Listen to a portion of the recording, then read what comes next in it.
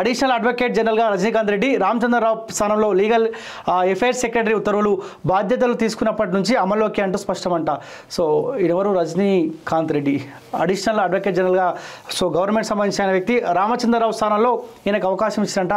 So కాకపోతే మా బాధ ఏంటంటే ఇక్కడ అవకాశము so senior advocate Sarath Kumar సార్కి అవకాశం ఇస్తే కొంత మాలాంటి వాళ్ళకు కూడా ఒక భరోసా ఉండే అవకాశం ఉంటుండే.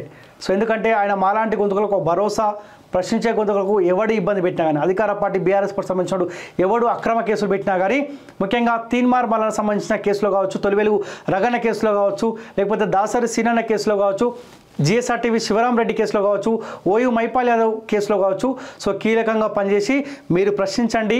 ఎవడు మీ పైన కేసు పెట్టినా కానీ లీగల్గా నేను కొట్లాడతా, నేను వాదిస్తా, మీకు అండగా ఉంటా, కేసులు కొట్టేపించే బాధ్యత నేను తీసుకుంటా అని చెప్పి శరత్ కుమార్ సారు మాకనే కాదు తెలంగాణ రాష్ట్రంలోని పేద ప్రజలకు ఎవరికి ఇబ్బంది వచ్చినా కానీ వాళ్ళకు అండగా ఉన్న బిడ్డ శరత్ కుమార్ సార్.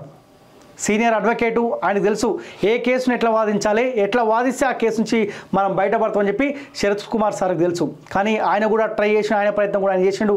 కానీ కొంతమంది శక్తులు కావాలని శరత్ కుమార్ సార్ ఎట్టి పరిస్థితిలో ఇవ్వదని చెప్పి ఒక పగడ్బందీ ప్లాన్ తోటి సో రజనీకాంత్ రెడ్డి అనేట ఆయనకి ఇచ్చారు. సో ఈయన ఏం చేస్తాడో చెప్తారు. మీరు గవర్నమెంట్ రూల్ ఉన్నారు కాబట్టి మాకు కూడా అనుకూలంగానే ఉండాలి, మాలాంటి వాళ్ళకు లేకపోతే పేద ప్రజలకు ఎవరికి ఇబ్బంది వచ్చినా కానీ ఒక నిజాయితీ గల అడ్వకేట్ జనరల్గానే పనిచేయాలి. మీరు కావచ్చు, మీ టీం కావచ్చు, అదే తరహాలో పనిచేయాలని కోరుకుంటా ఉన్నాం. సో ఏదేమైనప్పటికీ చూడాలి. సారు అడ్వకేట్ ఫీల్డ్లో అంటే పేద ప్రజలకు హెల్ప్ చేసుకుంటూ న్యాయం చెప్పుకుంటూ కాంగ్రెస్ పార్టీ కండువా కప్పుకుంది కాబట్టి కాంగ్రెస్ పార్టీ ఇంకా ఏమీ అవకాశం ఆయనకి ఇస్తుందో చూడాల్సిన అవసరం ఉంటుంది. అవకాశం ఇవ్వాలని కూడా కోరుకుంటాం.